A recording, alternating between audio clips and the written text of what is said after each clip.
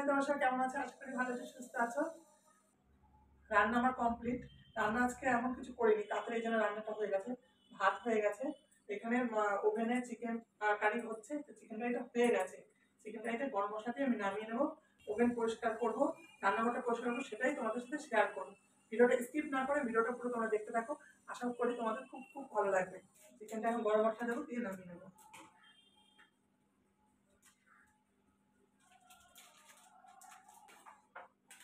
চিকেনটা আমার কমপ্লিট গরম মশলা দিয়ে দিয়েছি, এবার আমি নামিয়ে নেবো।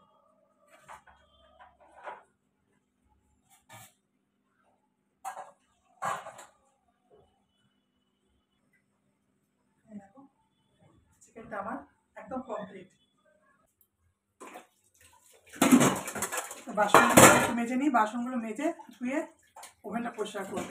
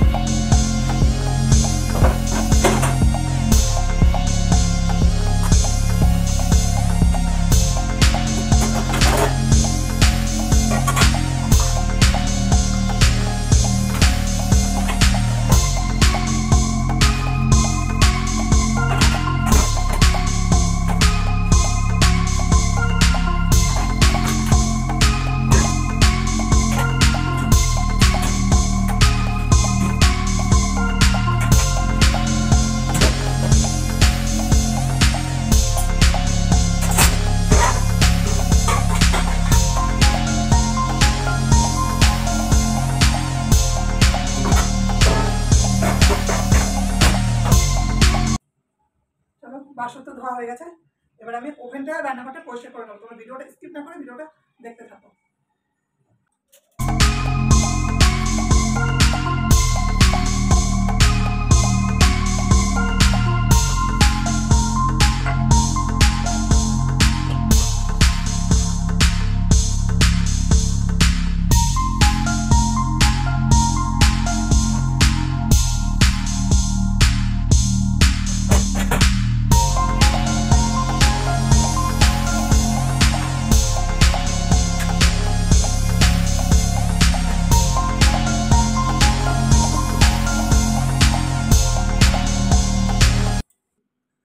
প্রতিদিন রান্না করি, রান্নার যে একটা তেল তেল ছিটে হয়, সেটা যদি আমি সাবান দিয়ে আর কসবাইট দিয়ে না পরিষ্কার করি, প্রচুর আঠাটা হয়ে যায়।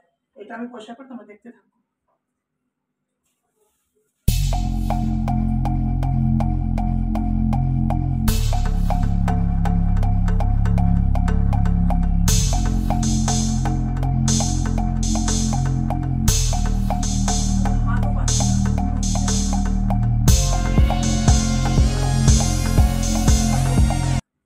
প্রতিদিন রান্না হয়, প্রতিদিন রান্নার পরে যদি এটা টাইলসগুলো না পরিষ্কার করা হয় সাবান দিয়ে তোমার কসমেটিক দিয়ে, তাহলে না প্রচন্ড আঠাটা চিটচিটে ভাব হয়ে যায়, কালো কালো একটা স্পট পড়ে যায়।